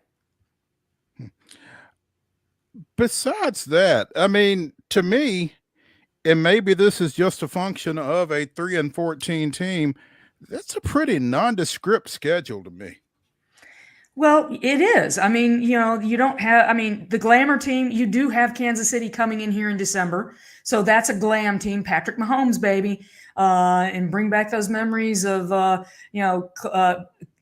should I remember his social media handle, Blues Clues, Joshua Kalu blocking that field goal and to preserve the win. So it's like they've had some great battles over the years, and they've also been absolutely thumped like a redheaded stepchild. So it's like that'll be interesting. Easy on redheaded stepchildren. Come on. I have a redheaded child, so there you go. But you've got the Chargers. I mean, you've got imposter syndrome, Houston. It's not a great, sexy schedule. Let's be honest. I mean, New Orleans. I mean, hey, maybe it's Will Levis starting against his old team in the final home game of the year. Maybe. I mean, because they'll have had a chance to see through off-season program, training camp, and by the end of August, they'll be figuring out just how they look at quarterback. So, and for everybody wanting the Titans to trade Will Levis, he's got the most experience in that room. It's not great experience. 26 combined turnovers last year alone. Yeah. But I am curious to see if he can learn and grow in his second year in Brian Callahan's offense, right? That's the advantage he's got over Cam Ward. And he brings competition because, let's be honest, they trade away Will Levis right now. You really think Brandon Allen is going to push Cam Ward for the job? So you want that competition. So, but you're right. It's not a sexy schedule, but, that part of it is they play in the AFC South, what was it for the Colts? It was hoof and mouth disease.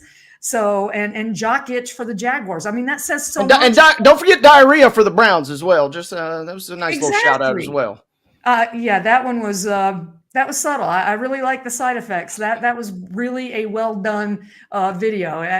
They kind of ran it back last year, going back to Broadway, but they. No offense to the people who love Minecraft, but I like the inventiveness of the playoff of the pharmaceutical ad. So that was good. But that's the problem. And for the people complaining, oh, Cam Ward, he's being dissed. He's the first quarterback, yada yada, who's not gotten a primetime game. Well, let's not forget, it's just in recent years that they've gone away from each team got a primetime game. And how many times have we seen the Titans shoved into Thursday night against the Jaguars, the Star Trek uniforms? And it's a rite of passage. Exactly. I mean, even the 97 then Tennessee Oilers had to go to play the Thursday night game at Cincinnati when Corey Dillon ran all over Greg Williams' defense. So, that's the reason, they don't have that requirement. Every team must get a primetime game. That's gone. And I dare say it's a good thing. Teresa Walker coming in hot here on Main Street Sports Today, presented by the Tennessee Orthopedic Alliance of Columbia. Hopefully, Teresa gets unfrozen here. Wade, can you still hear me? Yeah, I got you. Okay. All right. You guys are talking about it, by the way. The Titans went 3-14 last year. I don't want a sexy schedule. I don't want the Chiefs coming to town. Yeah. I don't want that. I do like the aspect of Ward getting to face some top competition. I respect that, and I do see that.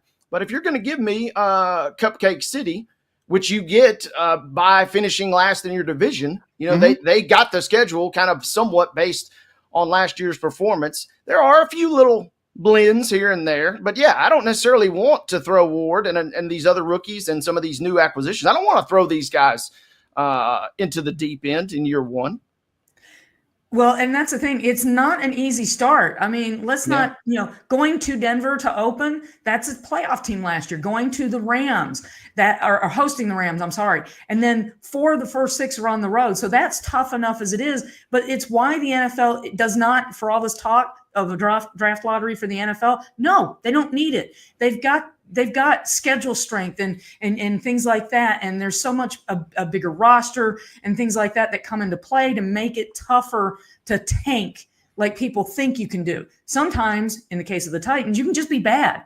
And, but if they can take this schedule and improve, there are 5 late afternoon games. And guess what? The flex schedule allows, if they play good and they're surprising people and, win more than 6 games, and look like they could contend for a playoff spot or the AFC South, which is their best and easiest way in, then guess what? Networks will come calling because they'll want to put Cam Ward on primetime TV. And that's where the NFL, in doing flex scheduling as long as they do through the end of the season, gives them a chance. But guys, 5 late afternoon slots, that's 2 to 4 games usually in that window. They will get eyeballs. Yeah. Pseudo prime time. Yes, Wade, because that's going to be better than having a ton of noon games. So they will have some national audiences that are bigger than what they'll normally draw for the noon window. So they'll have a chance, and go play, win some games. You'll get the attention you want. They'll get the attention, and it might be more attention than they want, worst case scenario. So, I mean, be careful what you ask for, maybe. It's not NFL, not for long. You better produce, or, look at Rand Carthon, on the job 2 years. Bye-bye, baby. Yeah, we're not going to get into that. Teresa Walker of the Associated Press. What else is going on out at Ascension St. Thomas Sports Park these days? Well, they had rookie minicamp last weekend, and then Monday the the rookies joined the vets, and so it's the second phase of the offseason program through this week and next, and then right after Memorial Day, that's the start of phase 3 to wrap up the offseason program. So we should get access once that week of Memorial Day week, and then once the next week, and then the mini camp is, I think, around June 10th, and then they wrap up the offseason program. And we learned at rookie camp that they got the, not a surprise, they got the playbook in Cam Ward's hands. They've done some Zoom meetings. The wonder of 2020 is we've learned that you can Zoom all the time, and it's the next best thing to being there. And so they could, they've started the process of talking to him. They signed as an undrafted Xavier Restrepo to help, be that face that he knows and has instant chemistry with from Miami. So now the fun part was I can't wait for a couple weeks when we get to see, because you got to see, I know people got excited. Ooh, he's throwing the ball. It's rookie minicamp. It's against air, guys. There's no defenders really. It's a step in the process. I had somebody ask me last night, well, you look at the schedule, how many wins and losses do you see? And it's like, I refuse to do that anymore. It's a fool's errand, because I have predicted at the end of the preseason and been completely wrong. Why? Injuries and guys who just do not develop into what you thought they could be.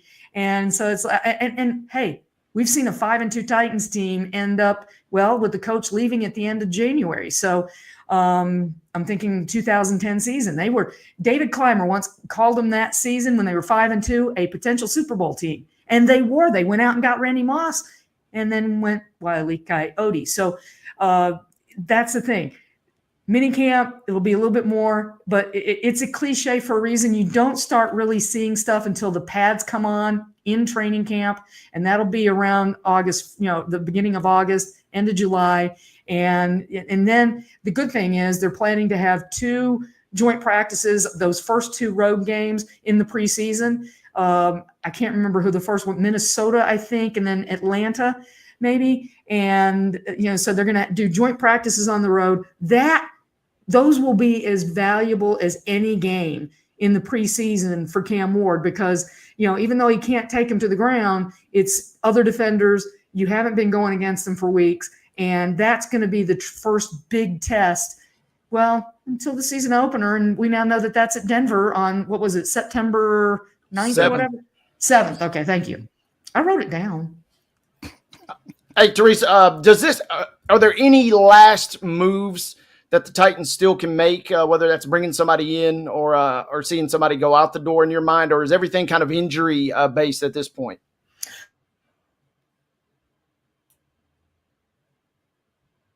Hold that thought. Yeah. Yeah. She was getting ready to drop some real knowledge on us too. Hopefully we get Teresa back here shortly so that she can complete that thought. But yeah, to her point, preseason matchups, they are at Tampa Bay and then at Atlanta. Those dates are not set as of yet, but they will host Minnesota in their final preseason game on August 22nd, again, before opening the year at Denver on September 7th. Teresa, do you want to complete that thought? Thank you. Oh my! They just added a linebacker off of waivers from Las Vegas on Tuesday, and then yesterday they claimed off of waivers from New Orleans another linebacker, Anthony Orji, Vandy guy, let Jabari Small, former Vols running back, leave. So that was the biggest area. I actually told somebody on Monday, it's like, look for inside linebacker is an area that they've got to add. And here's the thing: I think, Wade, that they'll probably be looking.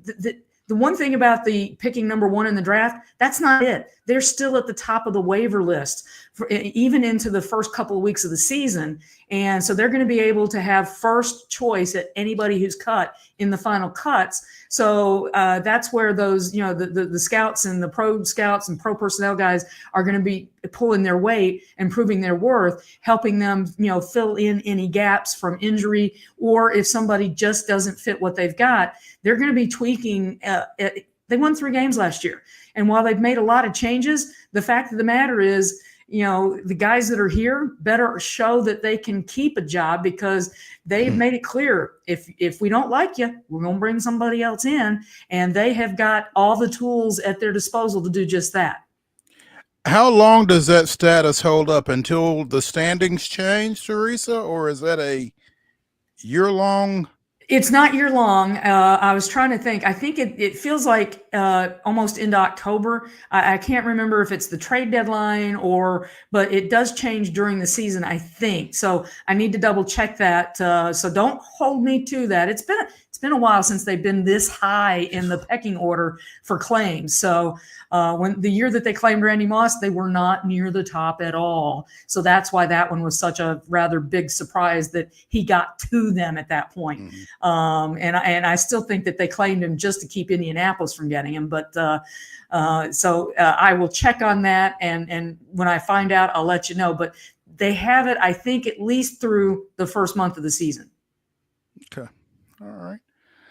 Teresa Walker of the Associated Press joining us here on Main Street Sports Today, presented by the Tennessee Orthopedic Alliance of Columbia. Teresa, before we let you go, we would be remiss, one, not to say congratulations to that redheaded child of yours and his new bride, Lawson and Tori, and hope married life is treating both of them well. But two, more in keeping with the show, any news, anything going on in Memphis we need to know about? Well, they did finalize took the interim tag off of the Grizzlies coach, Thomas Isalo. He's got to get a couple more guys as assistant coaches, because they did let a couple go with Taylor Jenkins. And then, of course, he was promoted to the interim spot. So I think they've got 3 assistants to fill. And, Penny Hardaway and John Calipari are apparently talking about doing at least an exhibition in October. Last year, they did a double header with the women to raise money for St. Jude, and it was televised. It was against South Carolina women, the defending national champs, and then they also had North Carolina in town. So this would be the first time John Calipari might be back in the city of Memphis coaching a game. So that'll be interesting to see how he is received. I'm of the opinion that with everything that we see going on in college athletics, pull the 2008 national runner-up banner out of the closet, hang it in the rafters, do it. Grab the Michigan Fab 5 banners while you're in there, Teresa, while we're grabbing them out. I mean, if Pete Rose can be, is now eligible again to be voted into the Hall of Fame, et cetera. I mean, it's like, why not? Why not? Why not? There we go. I would venture to say that John Calipari's reception in Memphis would be way worse than Mike Vrabel's at Nissan. Well,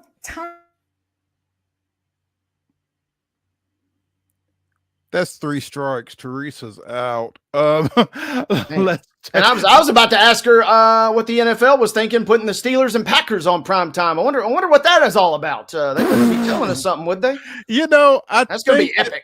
That's You know how we say that the NCAA tournament selection committee has a little bit of a sense of humor with regard to some of the matchups that they create? I think the NFL might have kind of reached into the NCAA tournament with that one. Yeah, that's interesting to say the least if things go the way they're supposed to over the offseason. So Steelers open up with the Jets, and then they got the Packers in late October in prime time. So it'll be fun up in Pittsburgh this fall.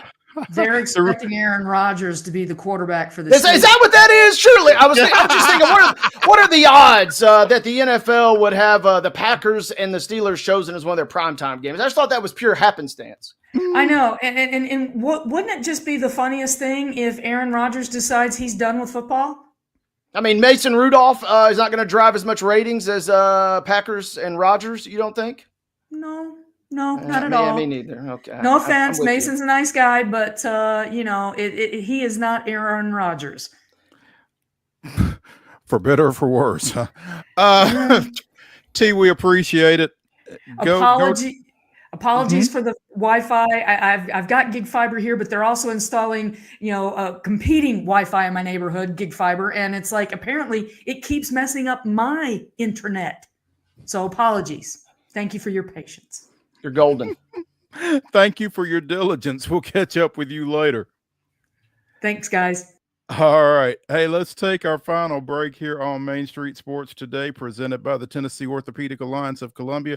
When we get back, we will jump into the grab bag to close out the show. Stick around.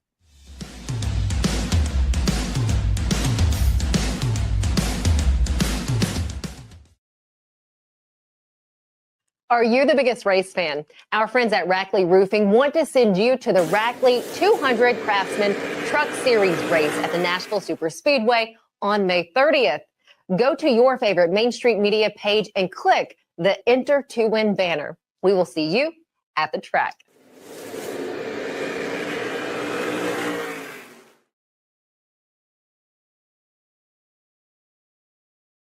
Being in Tennessee, we wanted to try to keep it as local as possible, so we have an entire section of our menu that is just dedicated to local whiskeys like Uncle Nearest, Jack Daniels, of course, George Dickel, Nelson Brothers, Greenbrier Whiskey, and all of our taps are all local. From 2 o'clock until midnight, we've got food every day for you guys. A good handful of appetizers, some entrees, and a couple salads and things like that. My name is Ethan Kanata. Please come down and see us at the Pick Lobby Bar here at the Omni in Nashville. At Delta Dental of Tennessee, we know our success begins and ends with providing superior quality service, and that includes serving those who need it most.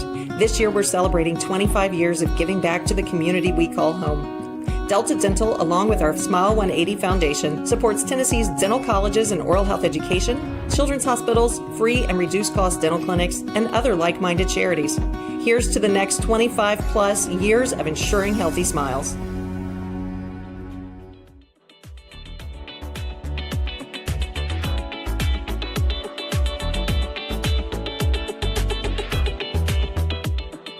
Let's get into the grab bag to close out Throwback Thursday here on Main Street Sports Today, presented by the Tennessee Orthopedic Alliance of Columbia. We've got more conference finalists, I guess, in the National Basketball Association as Minnesota closed out Golden State last night, 121-110. It'll be the T-Wolves advancing into their Western Conference Finals with that win. Meanwhile, Boston hung on against the Knicks, 127-102. They did a little bit more than hang on, I guess. But the Knicks still lead that series 3-2. But the Celtics, showing some signs of life in the aftermath of losing Jason Tatum to that torn Achilles. So, yeah, big effort for the Celtics, and forever known as the Luke Cornett game, as my man runs wild, has 7 blocks off the pine, and we saw the same script, just like we've seen. Boston had a huge lead. This time they held on to it. If they had held on to the huge lead the other 3 times in this series, we'd already be talking about Celtics and Pacers, but alas, they did not. So they stave off elimination for at least one more night. And I don't know, they still have a little bit of a puncher's chance going into the Garden tomorrow night. It will take probably another effort from a guy like Cornett or Derek White to kind of go supernova like he did last night, hitting 7 threes and scoring 34. They'll need that if they're going to kind of have a chance. But if they can force a game 7, then all that pressure is suddenly back on the Knicks. Tonight, it's OKC trying to close Denver out on the Nuggets home court. The Thunder with a 3-2 lead going into game 6. You have been adamant that this one's going 7 games, and it certainly feels like you're going to be right. And I'm sure that the NBA would love it if you are. Just feels like it, but I mean, OKC is still favored. I mean, they're not going to be probably. They'll be favored in virtually every game unless considering the teams that are likely to meet in the NBA finals. Yeah, they're going to be favored every game. The only thing that I like about this matchup for Denver, you're playing at altitude and you're playing on short rest. If you can get Jokic to have another MVP-like performance, best player in the world performance, they will have a chance. The role players cannot play as bad as they did the other night. They went 1 of 14 in the fourth quarter on shots other than Jokic, and one of those was a run-out layup at the end of the game. So they didn't make a field goal from anybody else, and they win that game in OKC the other night. Be fun to watch this. I'm looking forward to it.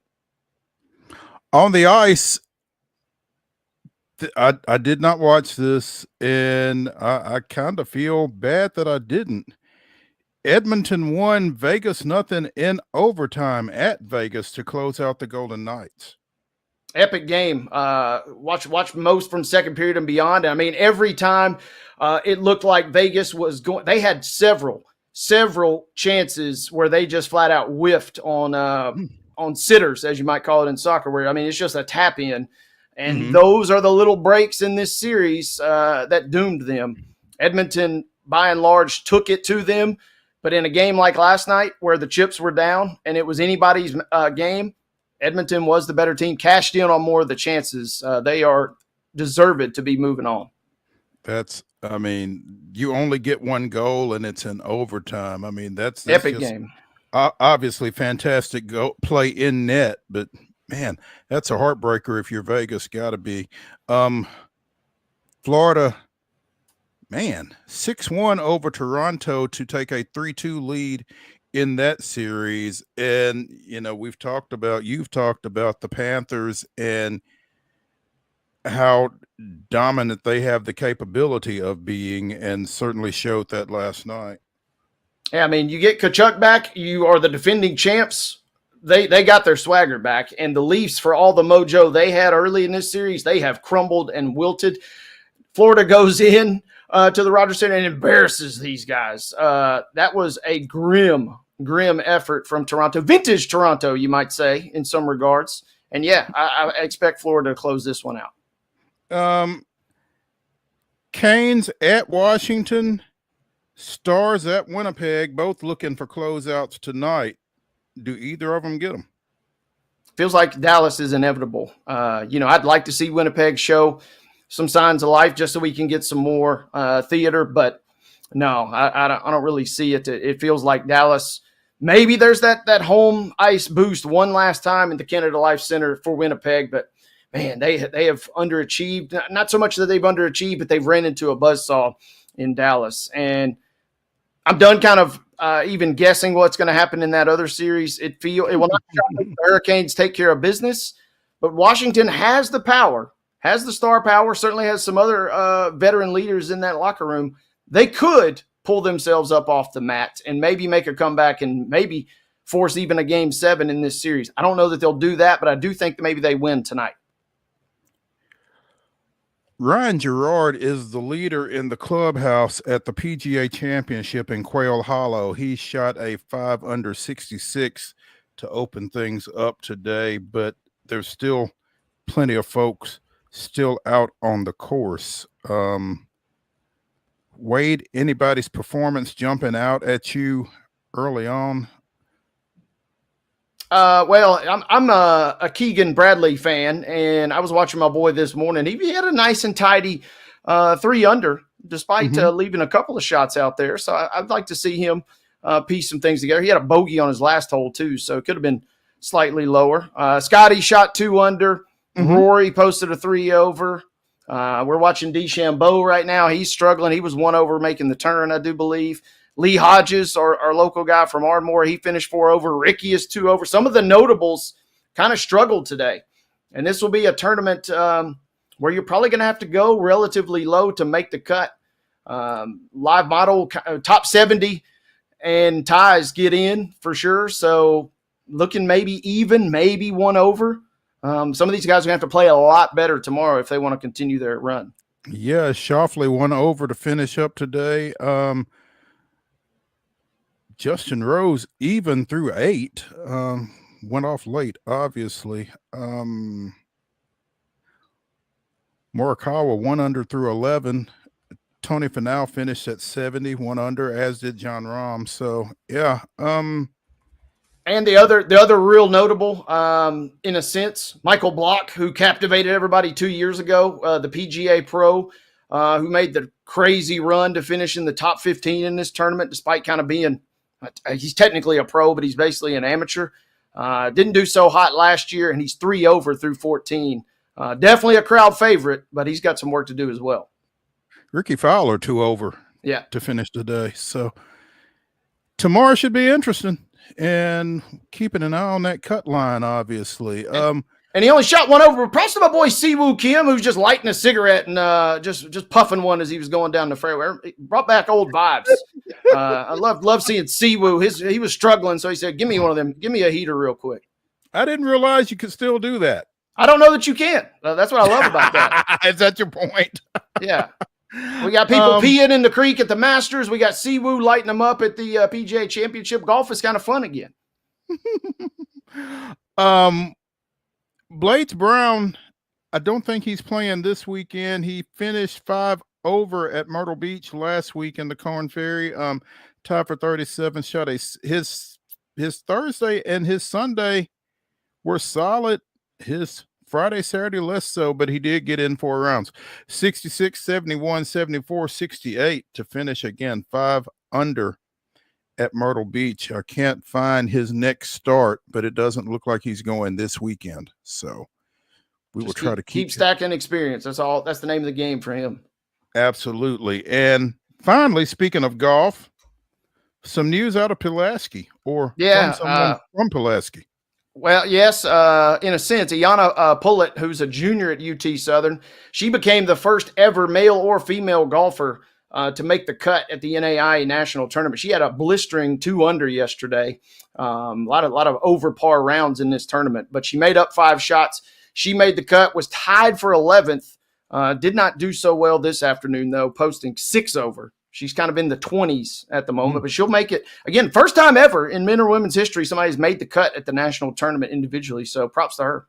Okay. She was a 6-time player of the week in the SSAC this year. Wow. We mentioned that UT Southern's softball team got eliminated up at Central Methodist yesterday. Cumberland's was also eliminated yesterday over in the Kingsport region of the baseball tournament. Lost 14-12 to Tennessee Wesleyan. So the Phoenix are done. And so are we here on Throwback Thursday on Main Street Sports Today, presented by the Tennessee Orthopedic Alliance of Columbia. Tune in tomorrow at 2 o'clock where we will catch up with Donnell Suggs talking little Braves baseball and Ben McKee talking little UT baseball, among other things. 2 o'clock tomorrow. We'll see y'all then.